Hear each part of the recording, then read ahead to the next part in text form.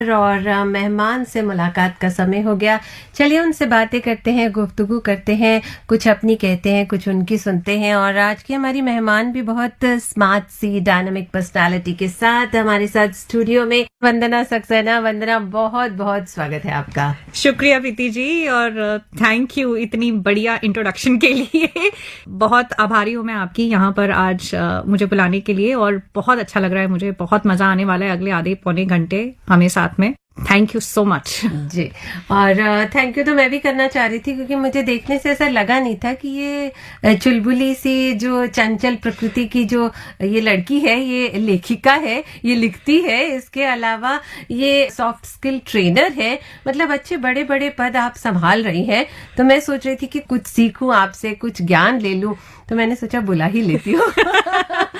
अब फोन पे क्या ज्ञान लूं। वैसे आपके ब्लॉग्स वगैरह पढ़ती हूँ, आपकी लिखी हुई कविताएं भी कहीं ना कहीं मिल जाती हैं, कहानियां भी आप लिख लेती है। मतलब एक एक करके मैंने सारे पत्ते खोल दिए वैसे आपके। हाँ, नहीं, सही बात है, सारे पत्ते खुल चुके हैं। और जैसे आपने मुझे बोला कि आपने जब मुझे देखा तो बहुत छोटी सी मैं आपको लगी, तो जब मैं ट्रेनिंग में जाती हूँ, ये मेरे साथ कई बार ऐसा हो भी चुका है कि मैं एक बार ट्रेनिंग में गई और जिस भी कंपनी के लिए करनी थी, उनके एमडी ने मुझे बोला कि आपके ट्रेनर कहाँ है। सो मैंने कहा कि नहीं, देखिए मैं ही ट्रेनिंग देने वाली हूँ और मैं ही आपकी ट्रेनर हूँ। तो उनको थोड़ा सा धक्का सा लगा, ये इतनी छोटी सी क्या ट्रेनिंग देगी। मेरी जो एम्प्लॉय, जो मेरी टीम है 25 लोगों की, वो तो कुछ 10 साल से काम कर रहे हैं, कुछ 5 साल से काम कर रहे थे, तो छोटी सी लग रही है एकदम। तो उन्होंने मुझे अपने कैबिन में बुलाया और मुझसे 5-10 मिनट बात की, प्रॉपर इंटरव्यू लिया, समझा कि मैं क्या पढ़ाने वाली हूँ, पढ़ा पाऊंगी या नहीं पढ़ा पाऊंगी, या कुछ गलती हो गई उनसे। तो 10 मिनट बाद मुझे रियलाइज हुआ कि ठीक है, उनको थोड़ी तसल्ली हो गई है। तो उसके बाद मैंने ट्रेनिंग डिलीवर करी। सो उसके बाद से मैंने तय किया कि मैं जहां कहीं पे भी ट्रेनिंग के लिए, सॉफ्ट स्किल्स के लिए, जब किसी बड़ी कंपनी में या किसी इंस्टीट्यूट में जा रही हूँ, तो मैं कोशिश करती हूँ मैं साड़ी पहनकर जाऊं। क्या बात है, मतलब मैच्योरिटी लेवल आना चाहिए। क्या बात है, एटलीस्ट देख के मुझे सब सीरियसली ले लें कि हाँ जी, मैं ही ट्रेनर हूँ। वंदना, बातें तो हमारी बिल्कुल होती रहेंगी, लेकिन जब हम एफएम गोल्ड की बात करते हैं ना, तो गीत संगीत साथ साथ चाहिए, क्योंकि जब भी आप रेडियो सुनती होंगी तो थोड़ी सी बातों के बाद एक प्यारा सा गाना आ जाता है, तो बड़ा मजा आ जाता है और सफर भी बड़ा मजे में कटता है। तो आज के सफर में किस गीत से शुरुआत करें? मैं ना देवानंद की शुरू से बड़ी फैन रही थी, मुझे बड़े पसंद थे। जब मैं छोटी होती थी तब भी मैं देवानंद की फैन थी। और एक वो गाना था उनका 16वां साल से है, अपना दिल तो आवारा, न जाने किस पे आएगा, न जाने किस पे आएगा। आज तो मुझे लगता है रेडियो पे आया हुआ है। आज रेडियो पे आया हुआ है। सो शुरुआत तो हमें उसी से करनी चाहिए। ये गीत सुन लेते हैं। अपना दिल तो आवारा,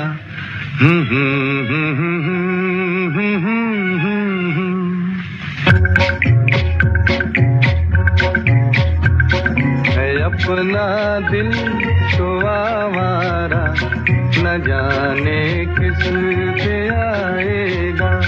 है अपना दिल तो आवारा, न जाने किस पे आएगा।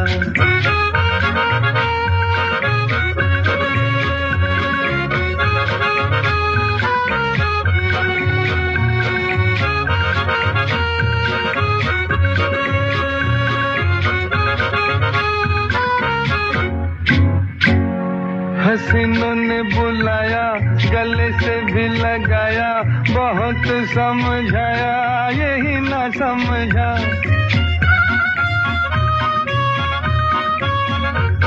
हसीनों ने बुलाया, गले से भी लगाया, बहुत समझाया, यही ना समझा। बहुत भोला है बेचारा, न जाने किस पे आएगा। है अपना दिल तो आवारा, न जाने किस पे आएगा।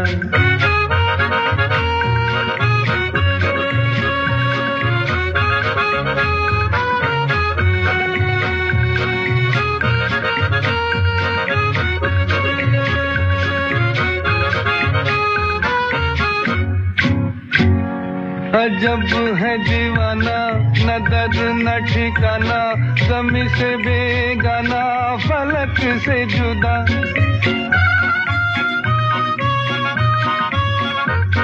अजब है दीवाना, न दर्द न ठिकाना, ज़मीं से बेगाना, फलक से जुदा।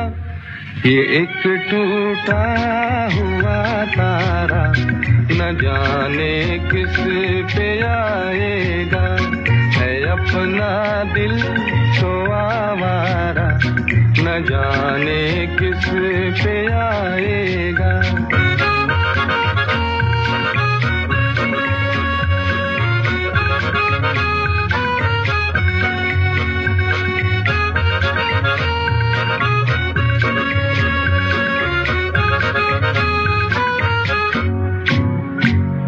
ज़माना देखा सारा है सबका सहारा, ये दिल ही हमारा हुआ ना किसी का।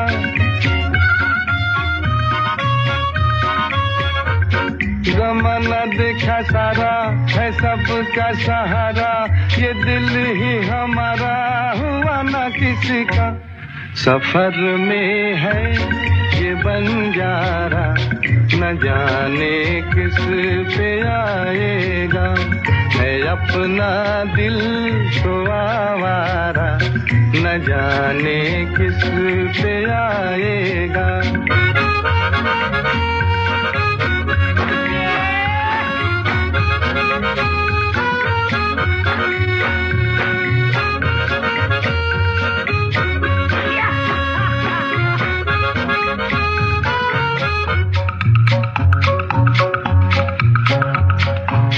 जो कभी राजी तो मिला नहीं काजी, जहाँ पे लगी बाजी वहीं पे हारा।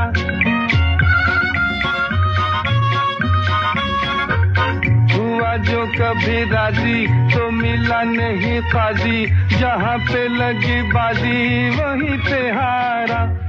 ज़माने भर का नाकारा, न जाने किस पे आएगा, है अपना दिल तो आवारा, न जाने किस पे आएगा। अगर हम पत्ते खोलना शुरू करें वंदना, तो कहाँ से शुरू करूँ? आपके बचपन से उठा लूं क्या? चुलबुली तो आप अभी भी है, तब कितनी थी? नहीं, शैतान तो मैं बहुत थी, मतलब बहुत डांट पड़ती थी मुझे शैतानियों पे, कई बार मार भी पड़ती थी। मेरे घर में काफी सीरियस माहौल रहता था, क्योंकि मेरी मदर वर्किंग थी, तो सुबह चली गई शाम को आई, उसके बाद वही रूटीन में रहता था सब कुछ। ऐसा नहीं था कि कुछ बदल रहा है या क्या, तो बट हमेशा रूटीन एक चलता था, तो हमें एक वो डिसिप्लिन में रहने की आदत थी। शुरू से हमारे घर में काफी डिसिप्लिन्ड माहौल था, और मैं जरूर कहूंगी कि उसका मुझे आज की डेट में बहुत फायदा मिलता है, क्योंकि मुझे समझ आया टाइम मैनेजमेंट क्या होता है, बहुत सारी चीजें मैंने उनसे सीख ली। लेकिन जब बच्चे होते हैं तो ये सब चीजें हमें समझ में नहीं आती हैं, तब ये लगता था कि बस रूल तोड़ दो,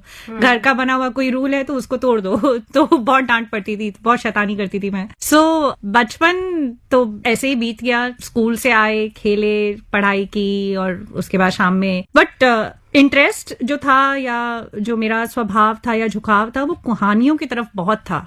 मैं स्कूल की किताब में भी एग्जाम से एक दिन पहले भी कहानी की किताब रख के पढ़ती थी। मतलब ऐसे स्कूल की किताब खुली, मम्मा को लगा वंदना तैयारी कर रही है, और अंदर में है कहानी की किताब, और मैं कहानी की किताब, लोक कथाएं और दुनिया भर की कॉमिक्स, और पता नहीं, कॉमिक्स तो खैर मैंने बहुत कम पढ़ी, लेकिन मेरी जो स्कूल की लाइब्रेरी थी, मैं उसकी शायद सबसे पहली और सबसे आखिरी मेंबर थी। जब स्कूल मेरा प्राइमरी तक था, वो स्कूल छूट भी गया, उसके बाद भी मैं 3 साल तक लाइब्रेरी की मेंबरशिप मैंने छोड़ी नहीं। तो मुझे, क्योंकि वहां से कहानी की किताबें फ्री मिलती थी, क्योंकि मम्मी एनडीएमसी में थी, तो एनडीएमसी का स्कूल था, उसकी जो लाइब्रेरी थी उसकी मेरी मेंबरशिप फ्री थी, तो हमें पैसे नहीं देने पड़ते थे। मैंने 3 साल वो लाइब्रेरी की मेंबरशिप रखी, उसके बाद वो एज लिमिट क्रॉस हो गई तो मैं रख नहीं पाई। तो फिर मैंने दिल्ली पब्लिक लाइब्रेरी की मेंबरशिप ले ली। मैं दिल्ली में ही पली बड़ी, सरोजनी नगर में ही पैदा हुई, आंख खुली, मेरी शादी भी वहीं से हुई, पर लाइब्रेरी मेरी छूटी नहीं। तो मतलब पड़ोसन है आप हमारे। जी बिल्कुल। लाइब्रेरी से वो किताबें ले लेती थी, मैं किताब खोल के पढ़ना शुरू कर देती थी। मम्मी को लगता था कि पढ़ाई कर रही है, मैं कहानियां पढ़ रही होती थी, नंबर आते नहीं थे मेरे कभी, तो बहुत डांट पड़ती थी कि इतना पढ़ने के बावजूद भी नंबर नहीं आते हैं तुम्हारे। तो उस समय तो कभी मेरी हिम्मत नहीं हुई बताने की कि नंबर आएंगे कहाँ से। पर मैं कुछ और रही थी। पर तो मैं कुछ और ही रही हूँ। ऐसे कहानियों की तरफ झुकाव होना शुरू हुआ। फिर धीरे धीरे जब क्लासेस बढ़ी तो कहानियां कम हो गई, स्कूल की किताबें ज्यादा हो गई, पर मन मेरा नहीं लगा कभी स्कूल की किताब में। मुझे लगता था कि ये सब्जेक्ट हैं, इनमें पास हो जाऊं बहुत है, इससे ज्यादा इसमें मुझे कुछ करने की जरूरत नहीं है। बहुत ही केयर फ्री लाइफ थी। उस समय पे बहुत जरूरी होता था कि 10th में आप अच्छे नंबर लेकर आए। 10th और 12th तो के बहुत इम्पोर्टेंट होता था। फ्यूचर निर्भर करता है। बिल्कुल, उस समय तो यही होता था। और इतने स्ट्रीम्स नहीं होते थे, इतने ऑप्शंस ही नहीं होते थे कि आप कुछ नया कर पाओ या कुछ और सोच पाओ। आजकल तो बहुत चॉइसेस है बच्चों के पास। सो मुझे बहुत अच्छी तरह से याद है कि वो 10th का मेरा बोर्ड का एग्जाम हुआ। सो उसमें मैथ का एग्जाम था और मैं प्रिपेयर ही करके गई थी। कुछ चीजें तो मैं छोड़ ही गई थी जो मुझे ज्योमेट्री में लगा जो मैंने पढ़ा है उतना आ जाए, बस बहुत है। सो कुछ 100 में से 60 नंबर का पेपर मैंने अटेम्प्ट किया, जिसमें से मेरे 56 नंबर आए। क्या बात। तो मुझे घर में बहुत डांट पड़ी, क्योंकि मेरे जो कजन्स थे उनके किसी के 98, किसी के 99, किसी के 90 से नीचे नहीं थे और मेरे 56 नंबर थे। लेकिन मेरे लिए वो 90% थे, क्योंकि 60 में से थे। बाकी 40 नंबर का तो मैंने अटेम्प्ट ही नहीं किया था। बड़ी फोकस्ड थी मैं शुरू से कि मुझे ये नहीं चाहिए, मुझे नहीं पढ़ना ये। उसके बाद मुझे लैंग्वेज में इंटरेस्ट आना शुरू हुआ। इंग्लिश में मेरी डिस्टिंक्शन थी हर बार। जैसे आपने बीच में कहा बड़ा मन करता था सारे नियम तोड़ दो, नियम पे चलना छोड़ दो। तो मुझे ना देखा कि वो फिल्म याद आ गई। खूबसूरत। हाँ, तो गाना वैसे आप कौन सा सुनेंगे? मुझे तो आपकी बातों से ये गीत आया याद। नहीं तो हम यही सुनेंगे, सारे नियम तोड़ दो, नियम पे चलना छोड़ दो।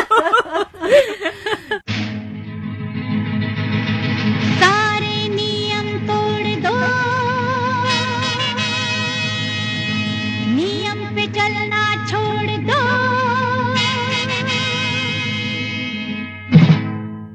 सारे नियम तोड़ दो, नियम पे चलना छोड़ दो, सारे नियम तोड़ दो, नियम पे चलना छोड़ दो, अरे सारे नियम तोड़ दो, नियम पे चलना छोड़ दो।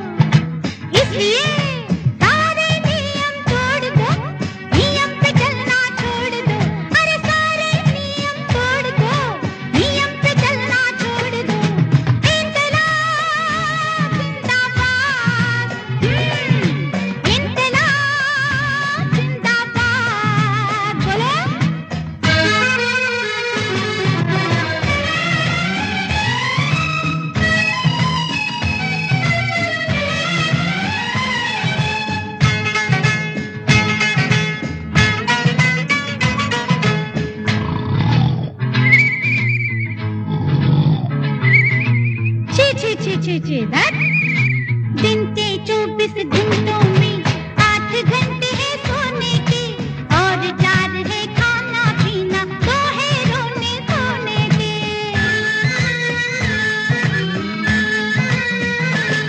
कुछ कपड़े बदलते कटते हैं, कुल बाकी 6 ही बचते हैं। 6 में कितना काम करें, खेले या आराम करें, इसलिए सारे नियम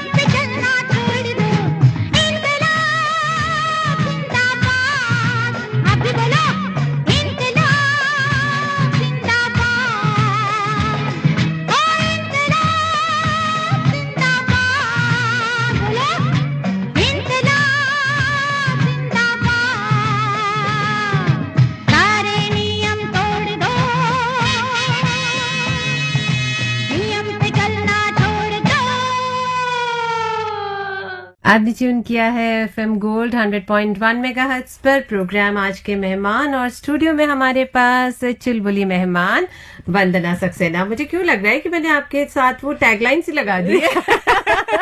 बट अच्छी है। नहीं नहीं, बिल्कुल अच्छा लग रहा है, अच्छी लग रही है जी। Okay. वंदना, हम लैंग्वेजेस पर थे। कौन कौन सी लैंग्वेजेस आपको पसंद है? आप कह रही थी मेरी बहुत रुचि थी लैंग्वेजेस में। मेरी शुरुआत जो हुई वो उर्दू से हुई। मुझे उर्दू? सबसे पहले, मैं लिखना पढ़ना भले ही अभी नहीं जानती, हालांकि मैं चाहती हूँ कि मैं लिखना और पढ़ना अलिफ बे ते सीखूं। वो मेरे एजेंडा में है, जरूर कोशिश करूंगी कि मैं इस साल सीखूं। लेकिन जो मुझे बहुत अच्छी लगी लैंग्वेज वो उर्दू थी, क्योंकि मेरे फादर को गजलों का बड़ा शौक था। तो हमारे घर में वो छोटा सा टेप रिकॉर्डर होता था। मुझे बहुत अच्छा लगा कि आपने गजल का उच्चारण सही किया। जी। वो गजलों का बड़ा शौक था उनको, और हमारे घर में वो टेप रिकॉर्डर था जिसपे वो गजलें सुनते थे। तो गुलाम अली, फिर एक वो दूरदर्शन पे शो आया था मिर्जा गालिब, जिसमें नसीरुद्दीन शाह ने पोर्ट्रे किया था मिर्जा गालिब का रोल। और जो गजलें थी वो जगजीत सिंह ने गाई थी जी। तो जब वो शो पूरा हो गया तो उसके बाद वो कहीं से ढूंढ के मेरे फादर उसका टेप लेकर आए, और वो मैं रोज सुनती थी। अच्छा। और आज भी मैं गाड़ी में होती हूँ, अब पहले वो सीडी होती थी मेरे पास, वो टेप से सीडी पे बदला। शुरुआत वहां गालिब से हुई, फिर धीरे धीरे गजलें समझ आने लगी। गुलाम अली, इब्ने इंशा, मीर, दुनिया भर की गजलें मैंने सुन ली। मेरे ग्रैंडफादर को काफी अच्छी उर्दू की नॉलेज थी। अच्छा। तो उन्होंने मुझे काफी मतलब समझाने शुरू करे। फिर गजल, जब मतलब समझने आता है तो बात नहीं बनती जी। वो धीरे धीरे जो गजलों से शुरू हुई लैंग्वेज, तो उर्दू इतनी पसंद आने लगी कि मैं बिल्कुल गजलों की फैन हो गई। तो लैंग्वेज का चार्म तो मुझे वहीं से शुरू हुआ, रेखता से। क्या बात है, क्या बात है। बहुत अच्छा लगा, क्योंकि जब कोई भाषा आपको प्यारी लगती है, मीठी लगती है, तो जिंदगी बहुत बदल सी जाती है वंदना। क्योंकि आपकी लेखन में रुचि रही, और लेखन की जब बात होती है, कविताएं लिखती हैं आप, कहानियां लिखती हैं, तो जब तक आपके पास अच्छे चुनिंदा शब्द ना हो तो लेखन में मजा नहीं आता। मैं अगर कुछ पढ़ना चाहूँ, गालिब का कहा हुआ कि रेखता के तुम ही उस्ताद नहीं हो गालिब, सुनते हैं अगले जमाने में कोई मीर भी था। क्या बात। तो उन्होंने कितनी सरलता से, कितनी मॉडेस्टी से, बहुत आराम से बता दिया कि मैं एक्सपर्ट नहीं हूं लैंग्वेज का। यही खूबी है शब्दों की कि आप 4 शब्द में अपनी बात सब कुछ बहुत आराम से कह सकते हैं। शब्दों से तो आदान प्रदान लगा ही रहता है। मेरा क्योंकि लैंग्वेज में रुचि थी, तो मेरे घर वाले ये भी बोलते थे कि तुम जरूर वकील बनोगी। अच्छा। क्योंकि आर्ग्यूमेंट और बहस जब भी होती थी तो कई बार मैं ऐसे आंसर्स दे देती थी उनको जो कि अब मुझे लगता है कि शायद नहीं देने चाहिए थे। तो उनको लगता था कि ये तो सटीक जवाब है, बिल्कुल, अब हम इसके बाद क्या बोले। अच्छा वंदना, ये बताओ कि लिखते समय क्या सोच आती है और क्या लिखा जाता है? मतलब अलग अलग टॉपिक्स होते हैं जिन पर हम सोचते हैं, लिखते हैं। आपका कोई खास ये रहा जिसमें आप लिखती हैं? मेरा जो शुरुआत हुई लिखने की, वो अगर मैं कहूँ तो कहीं से भी नहीं हुई। अच्छा। बस एक दिन ऐसे ही विमेंस डे था, और वो एक ब्लॉग था जो कि मैंने अंग्रेजी में लिखा और एक वेबसाइट को भेज दिया। और मैंने सोचा नहीं था कि वो पब्लिश होगा। वो बहुत ही इमेच्योर राइटिंग थी, ना मुझे समझ थी राइटिंग की, बहुत ज्यादा बचपना था। ना मुझे बहुत ज्यादा समझ थी राइटिंग की, ना मुझे तरीके पता थे, ना टेक्निकलिटीज पता थी, बहुत सारी चीजें नहीं पता थी। वो बस मैंने भेज दिया। 1-2 दिन बाद मैंने देखा कि वो पब्लिश भी हो गया। मुझे ईमेल आया कि वो पब्लिश हो गया है। मुझे लगा अच्छा, चलो अच्छी बात है, मैं कुछ कर सकती हूँ। वंदना में बात है, मुझ में तो कुछ बात है। फिर वो पब्लिश हो गया। वहां से वो ब्लॉगिंग की शुरुआत हुई एक्चुअली। फिर अभी आपके बहुत सारे फॉलोवर्स हैं। हाँ, एक लंबी फेहरिस्त है, लेकिन उससे पहले इसको सेलिब्रेट करते हैं गीत के साथ। कौन सा गाना सुनोगी? शम्मी कपूर का सुन सकते। तारीफ करूं क्या उसकी? जी, ये गीत सुन लेते हैं।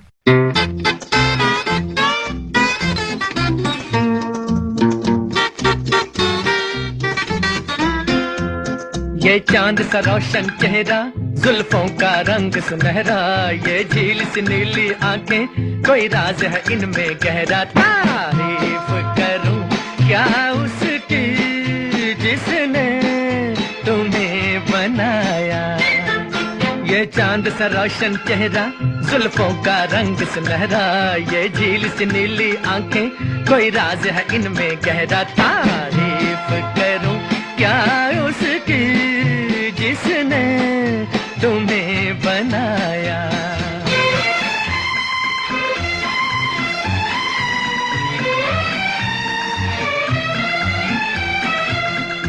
एक चीज कयामत भी है, लोगों से सुना करते थे, तुम्हें देख के मैंने माना, वो ठीक कहा करते थे, वो ठीक कहा करते थे।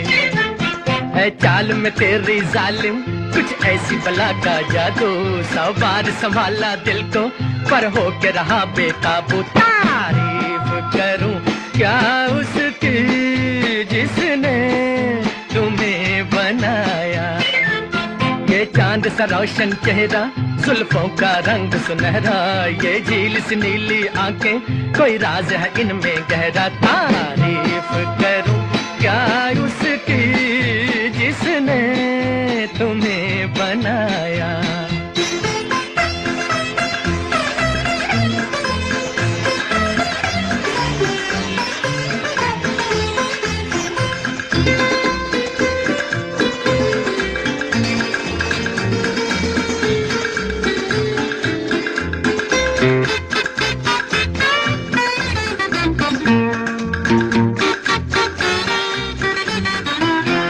हर सुबह किरण की लाली है रंग तेरे गालों का, हर शाम की चादर काली साया है तेरे बालों का।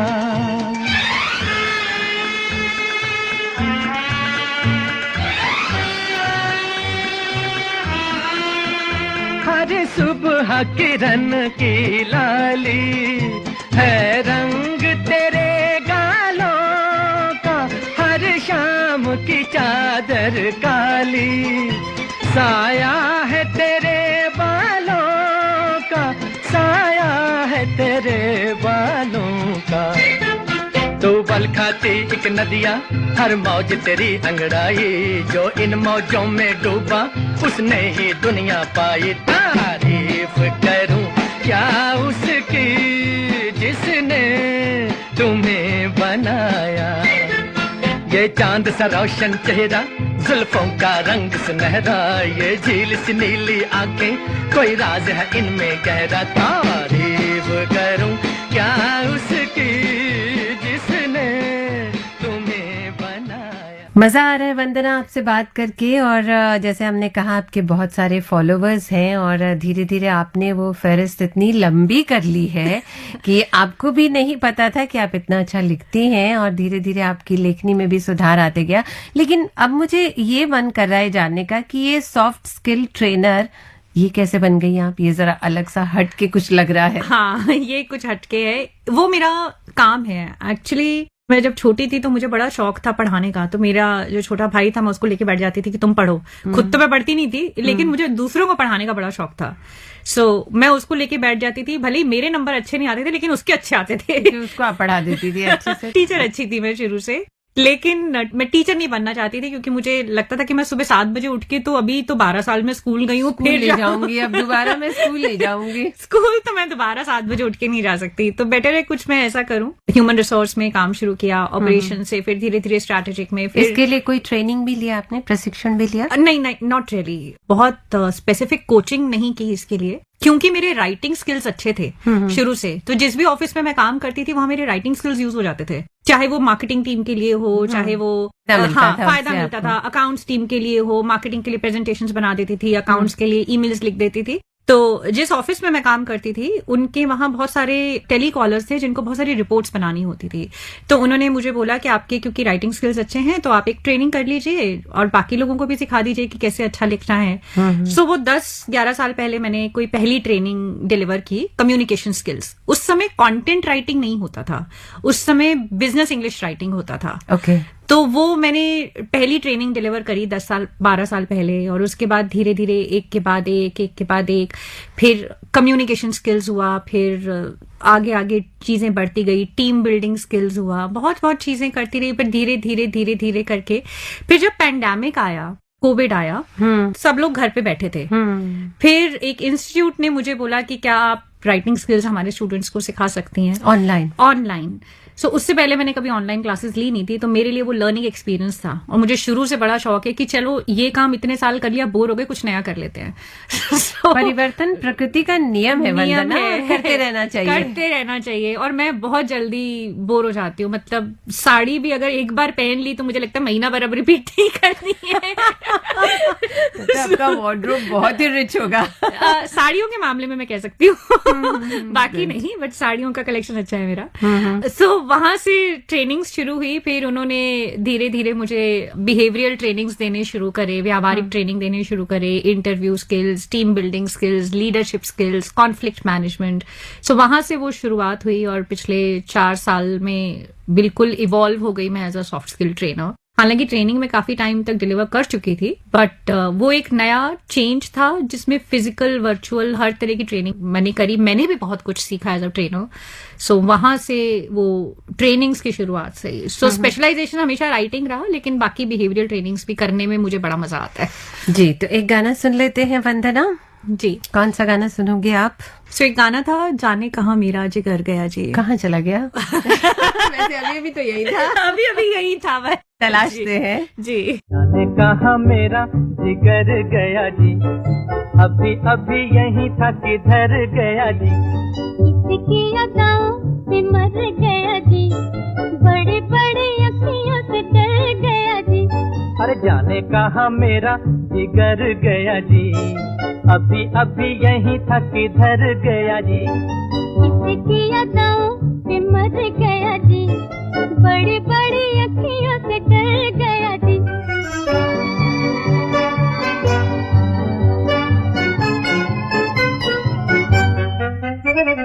कहीं मारे डर के चूहा तो नहीं हो गया, कहीं मारे डर के चूहा तो नहीं हो गया। कोने कोने देखा न जाने कहाँ खो गया, कोने कोने देखा न जाने कहाँ खो गया। यहाँ उसे लाए काहे को बिना काम रे, जल्दी जल्दी ढूंढो के होने लगी शाम रे। यहाँ उसे लाए काहे को बिना काम रे, जल्दी जल्दी ढूंढो के होने लगी शाम रे। जाने कहाँ मेरा जिगर गया जी, अभी यही था किधर गया जी। किसकी अदाओं पे मर गया जी, बड़ी बड़ी अखियों से डर गया जी।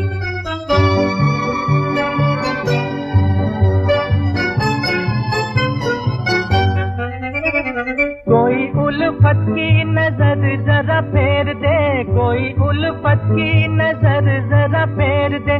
ले 2-4 आने जिगर मेरा फेर दे, ले 2-4 आने जिगर मेरा फेर दे। ऐसे नहीं चोरी खुलेगी तकरार से, चलो चलो थाने बताए जमादार से।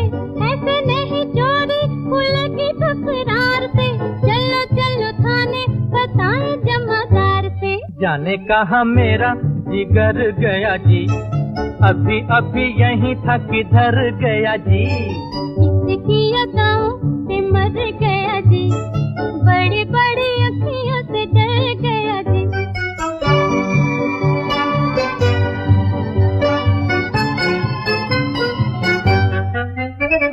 सच्ची सच्ची कह दो दिखाओ नहीं चाल रे, सच्ची सच्ची कह दो दिखाओ नहीं चाल रे। तूने तो नहीं है चुराया मेरा माल रे, तूने तो नहीं है चुराया मेरा माल रे। बातें हैं नजर की, नजर से समझाऊंगी, पहले पढ़ो पैया तो फिर बतलाऊंगी। बातें हैं नजर की, नजर से समझाऊंगी, पहले पढ़ो पैया तो फिर बतलाऊंगी। जाने कहाँ मेरा जिगर गया जी, अभी यही था किधर गया जी। किसकी अदाओं पे मर गया जी, बड़ी बड़ी अखियों से डर गया जी। अरे जाने कहाँ मेरा जिगर गया जी, अभी यही था किधर गया जी। किसकी अदाओं पे मर गया जी, बड़ी बड़ी अखियों से डर गया जी। वंदना से हमारी बहुत अच्छी बातचीत हो रही है और इनके जिगर को तलाशना है, यहाँ वापस लाना है, क्योंकि बातें अभी और करनी है वंदना से। वंदना, आप ये ना समझना कि मैं एस्ट्रोलॉजर हूँ, क्योंकि मैं कुछ प्रश्न आपसे पूछने जा रही हूँ और हो सकता है आपके मन में ये भाव आए, लेकिन आप ऐसे बिल्कुल ना समझिएगा। कौन सा कलर है जो आपको बहुत पसंद है? मुझे सभी रंग पसंद है, ऐसा कोई भी नहीं है जो मुझे एक कोई ऐसा रंग नहीं है, सभी रंग पसंद है। चलो मैं घुमा के पूछती हूँ। आपके वार्डरोब में जो साड़ियां हैं उसमें किस कलर की साड़ियां ज्यादा हैं? हाँ, ये Good एक question. सवाल है। ये सवाल का जवाब ना बहुत मुश्किल है। हाँ। क्योंकि अब इतनी कलेक्शन हो गई है साड़ियों की और मेरा टेस्ट बहुत ट्रेडिशनल है। तो मुझे वो ट्रेडिशनल साड़ी, हाथ की बनी हुई, बनारसी, कांजीवरम, पटोला, जो अच्छी भी लगती ट्रेडिशनल, हाँ, सो ट्रेडिशनल साड़ियां मुझे बहुत अच्छी लगती हैं। एक बार तो मैं रन ऑफ कच्छ गई, तो वहां पे मैंने देखा कि वो कच्छ की साड़ी कैसे बनती है और मैं हैंडलूम से ही डायरेक्टली बहुत लेकर आई। खूबसूरत होती है। बहुत खूबसूरत होती है एम्ब्रॉयडरी और वो। सो कलर की अगर मैं बात करूं तो मेरे ख्याल से ऐसा कोई रंग है नहीं जो मैंने छोड़ा है, बट मेरे ख्याल से हरा रंग और गुलाबी रंग सबसे ज्यादा है मेरे पास। पॉजिटिविटी देता है आपको? जी हाँ, अच्छा लगता है। सो हरा मैं एकदम बिना सोचे ले लेती हूँ साड़ी की, बहुत सुंदर है। जब कुछ मैं डिसाइड नहीं कर पाती हूँ कि आज कौन सा रंग पहनो, तो मैं ग्रीन कलर या पिंक कलर पहन लेती हूँ, तो मुझे क्या बहुत अच्छा बात लगता है। है। जब कोई ऐसे खास प्रोग्राम होता है या कभी ऐसा लगता है कि आज हमें परफॉर्म करना है, स्टूडेंट्स को पढ़ाना है या कोई विशेष काम के लिए जाना है, तो फिर एक कलर माइंड में आता है, अच्छा मैं ये पहनूंगी तो मैं अच्छी लगूंगी। तो वही मैं जानना चाह रही थी। वैसे ऐसा कुछ मैं नहीं कि मैं प्रेडिक्ट करती कि आपका फ्यूचर क्या होने वाला है, क्योंकि मैं वैसे बता सकती हूँ आपका फ्यूचर बहुत ब्राइट है, क्योंकि अभी आप जहाँ हैं और बहुत कुछ कर सकती है। एक चीज मुझे याद आ रही है कि आपकी मुलाकात हुई थी रजनीश जी से, जो कैंसर सर्वाइवर है। तो मैं चाहूंगी कि उनकी पुस्तक विमोचन के समय शायद आप वहाँ थी। जी जी, हाँ जी। मैं चाहूंगी वो बातें भी शेयर करें, क्योंकि उस समय लिखना और करना, आपकी क्या बातें हुई उनसे और कुछ थोड़ा सा जानना चाहूंगी। वो किताब रजनीश की ही है। हाँ हाँ। और रजनीश बहुत अच्छे दोस्त हैं हमारे, हाँ जी। मेरे और मेरे हस्बैंड के, दोनों के। मेरे हस्बैंड और रजनीश साथ में काम करते हैं, पार्टनर्स हैं कंपनी में। अच्छा। और रजनीश को मैं जानती हूँ कुछ 10-12 साल से, उससे भी ज्यादा शायद। मैं बहुत एडमायर करती हूँ उनको एज अ ह्यूमन बीइंग और एज अ प्रोफेशनल। बहुत कुछ मैंने उनसे सीखा, बहुत कुछ मैंने उनसे समझा, छोटी छोटी चीजें। अभी भी रिसेंटली मैं एक ट्रेनिंग के लिए गई, तो मैंने उनसे 4 चीजें पूछी जो उन्होंने मुझे सिखाई और बहुत हेल्पफुल थी। इस समय में इंसान 2 तरह से सोचता है। हाँ, कभी कभी ये सोच आती है कि अब जिंदगी में क्या है। हाँ जी। तो वैसे में लिखना जी, ये बहुत बड़ी उपलब्धि बहुत है। बड़ी उपलब्धि है। और जो भी ट्रीटमेंट उनका 1 साल, 1.25 साल, 1.5 साल चला, जितनी बार भी मेरी उनसे बात हुई, मुझे एक बार को भी ऐसा नहीं लगा कि उनको थोड़ा सा भी कोई लो फीलिंग है या थोड़ा सा भी।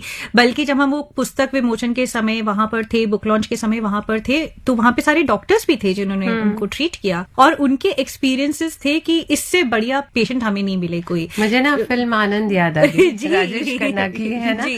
तो ये लाइफ होती है कि आप जो जिंदगी है उसे मोहब्बत से, प्यार से, जिंदा दिली से जिए। जिंदा दिली से। वो इतने फुल ऑफ लाइफ हैं और उनके साथ आप अगर 5 मिनट बात कर लेंगे तो इतनी पॉजिटिविटी मिलती है आपको। 2 चीजें तो मिलेंगी, एक पॉजिटिविटी और दूसरी कुछ सीखने को मिल जाएगा। आप 5 मिनट बात कर लीजिए, कुछ ना कुछ सीख लेंगे। मैंने तेरे लिए ही 7 रंग के सपने चुने। जी, बनता ये गाना बिल्कुल यही बनता आनंद है। फिल्म का, ये सुनते हैं। जी। मैंने तेरे लिए ही 7 रंग के सपने चुने, सपने सुरीले सपने। मैंने तेरे लिए ही 7 रंग के सपने चुने, सपने सुरीले सपने। कुछ हंसते कुछ गम के, तेरी आंखों के साए चुराए रसीली यादों ने। ओ मैंने तेरे लिए ही 7 रंग के सपने चुने, सपने सुरीले सपने।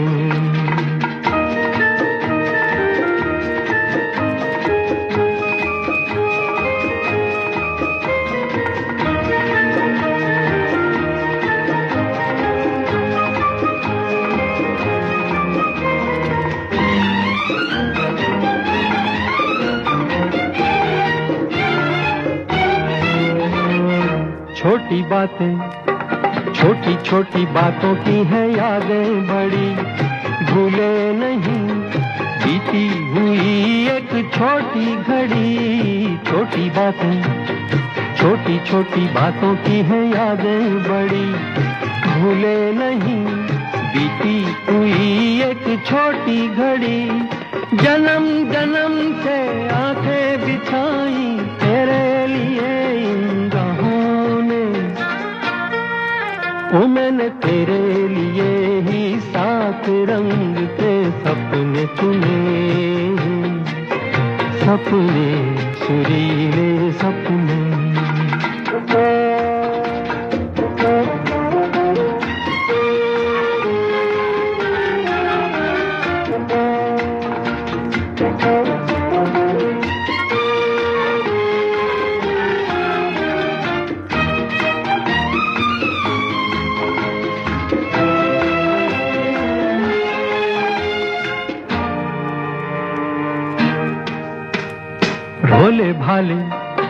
भोले भाले दिल को बहलाते रहे, तन्हाई में तेरे ख्यालों को सजाते रहे। भोले भाले दिल को बहलाते रहे, तन्हाई में तेरे ख्यालों को सजाते रहे। कभी कभी तो आवाज देकर मुझको जगाया ख्वाबों ने, ओ मैंने तेरे लिए ही सात रंग के सपने चुने, सपने सुरीले सपने। वाकई बहुत प्यारा सा गीत। और वंदना, फ्यूचर में क्या क्या प्लान्स कर रही हो, क्या और करना चाहती हो? क्योंकि हमारी जिंदगी में हम हमेशा ये सोच रखते हैं कि कुछ और बाकी है। अभी तो बहुत बाकी है।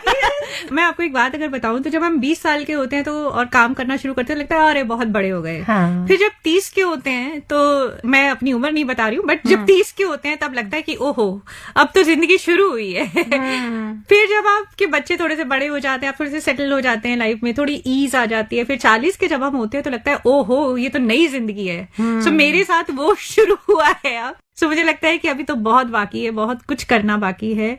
सो प्लान तो बहुत सारे हैं। तो पहली चीज तो मैं ढूंढ रही हूँ कोई लैंग्वेज स्कूल जहाँ पे मैं उर्दू लिखना पढ़ना सीख सकूं। क्या बात, कोशिश जरूर रहेगी मेरी। All the best. हाँ, थैंक यू। बाकी 2 किताबें जरूर मैं लिखना चाहूंगी, एक कहानियों की जो मैंने डिफरेंट प्लेटफॉर्म्स पे लिखी हैं और जो जीती हैं कहानियां, और एक कंटेंट राइटिंग पे जरूर मैं, या राइटिंग स्किल्स पे जरूर किताब पे मैं काम कर रही हूँ ऑलरेडी। सो अगले 2 महीने में खत्म हो जाएगी और उम्मीद है कि मई जून तक हम उसका भी पुस्तक विमोचन करेंगे। और आप मुझे बुलाएंगे? बिल्कुल, मैं वेट करूंगी। देखो ऐसे इन्विटेशन खुद ब खुद लेते हैं जी। सो उसका पुस्तक विमोचन करेंगे, क्योंकि बहुत सारे मेरे स्टूडेंट्स हैं जो ये कहते हैं कि आप की जो सिखाने का तरीका है वो बहुत अच्छा है। कई बार मुझे मिल जाते हैं और मैं उनको शायद नहीं जानती, वो मुझे जानती कि हमने आपका ब्लॉग पढ़ा और हमने आपका ये पढ़ा। सो मुझे लगता है कि अगर ज्ञान है या मुझे कुछ आता है और उसको मैं बाकी लोगों तक पहुंचा पाऊं तो उससे अच्छी बात क्या हो सकती है। सो ये मुझे मेरे हस्बैंड ने सिखाया था कि तुम्हारे पास सिक्का है, मेरे पास सिक्का है, हमने उसको शेयर किया तो हमारे पास अभी भी एक सिक्का है, लेकिन तुम कुछ जानती हो और मैं कुछ जानती हूँ तो हमने उसको शेयर किया तो अब हम 2 चीजें जानते हैं। So that is the power of sharing. Wonderful. ये मैंने अपने हस्बैंड से सीखा। सो मैं जरूर चाहूंगी कि एक बुक कंटेंट राइटिंग के लिए या राइटिंग स्किल्स के लिए मैं इस साल, जिस पे काम जारी है, जून तक जरूर आनी चाहिए। चलिए, बहुत बहुत बधाई आपको। बिल्कुल आएगी और फिर एक बार फिर पुनः मुलाकात करेंगे आपसे। बच्चे आपके छोटे हैं अभी? नहीं, मेरी बेटी है एक जो कि 17-18 साल की है और 12th का एग्जाम देगी अब अगले एकेडमिक ईयर में। उसका रिपोर्ट कार्ड कैसा आता? उसका आपके रिपोर्ट जैसा? नहीं उसका रिपोर्ट कार्ड मैं आपको, अगर अभी भी मुझे लगता है कि बहुत लोग सोचते हैं कि अगर आपके रिपोर्ट कार्ड अच्छे नहीं है तो आप बहुत अच्छे नहीं है। तो 10th में जब उसने अभी लास्ट ईयर जब 10th का एग्जाम दिया तो उसने 96% स्कोर किया। कंग्रेचुलेशन। Thank you. आपको लगा होगा जो हमने नहीं किया वो इन्होंने कर दिखाया। हाँ, अच्छा लगता है क्योंकि बच्चे के रूप में हम पुनः जीते हैं तो मुझे लगा चलो मतलब अच्छा है। ये मुझे अच्छा लगा कि 96% ऑब्वियसली कि मेरे लिए बहुत प्राउड की बात थी, लेकिन उसके बाद उसने बोला कि नहीं मैं ना ह्यूमैनिटीज लूंगी, आर्ट्स लूंगी, मैथ साइंस नहीं पढ़ूंगी। तो मुझे लगा हाँ मतलब पेरेंटिंग सही थी। तुम चॉइसेस ठीक कर सकती हो। सो उसके पास भी आर्ट्स है, उसको भी लैंग्वेज में बहुत इंटरेस्ट है, बहुत अच्छी आर्टिस्ट है और लिखती भी अच्छा है। ये प्राउड फीलिंग होती है ये पेरेंट्स proud के feeling लिए। है। वंदना, चलते चलते एक गाना अपनी पसंद का बता दो। मुझे ये गाना ना बहुत पसंद है, पलकों के पीछे से क्या तुमने कह डाला। फिर गाना। से तो फरमाना। चलो, इस गीत के साथ ही आपको थैंक यू बोलना चाहेंगे। बिल्कुल। थैंक यू आपको मुझे यहाँ बुलाने के लिए, और बड़ा मजा आया मुझे ये छोटी सी मुलाकात में आपका मेहमान बन के। Thank you so much. Thank you Vandana. और अब प्रीति आपसे चाहती है इजाजत। नमस्कार। पलकों के पीछे से क्या तुमने कह डाला, फिर से तो फरमाना। नैनों ने सपनों की महफिल सजाई है, तुम भी जरूर आना। पलकों के पीछे से क्या तुमने कह डाला, फिर से तो फरमाना।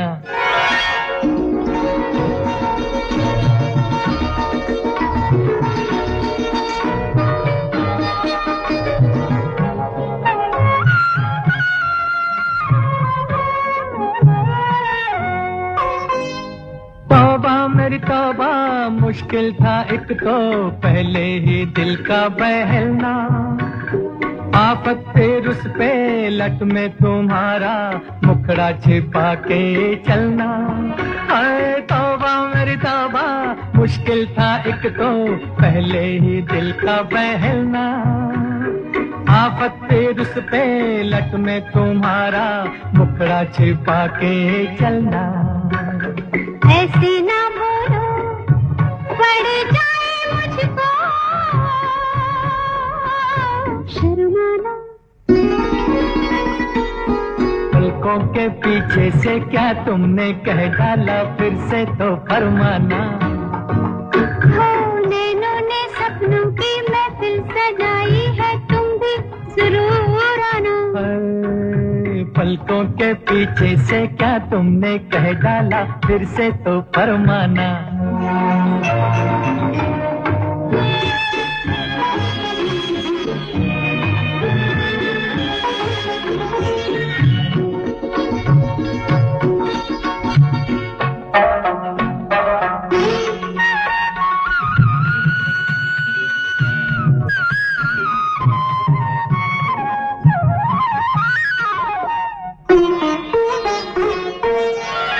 दुनिया ना देखे धड़के मेरा मन, रास्ता सजन मेरा छोड़ो। तन थरथराए उंगली हमारी, देखो किया ना मरोड़ो। दुनिया ना देखे धड़के मेरा मन, रास्ता सजन मेरा छोड़ो। तन थरथराए उंगली हमारी, देखो किया ना मरोड़ो। तू ना सताओ मुझको बना के दीवाना। पलकों के पीछे से क्या तुमने कह डाला, फिर से तो फरमाना। नैनों ने सपनों की महफिल सजाई है, तुम भी जरूर आना। पलकों के पीछे से क्या तुमने कह डाला, फिर से तो फरमाना।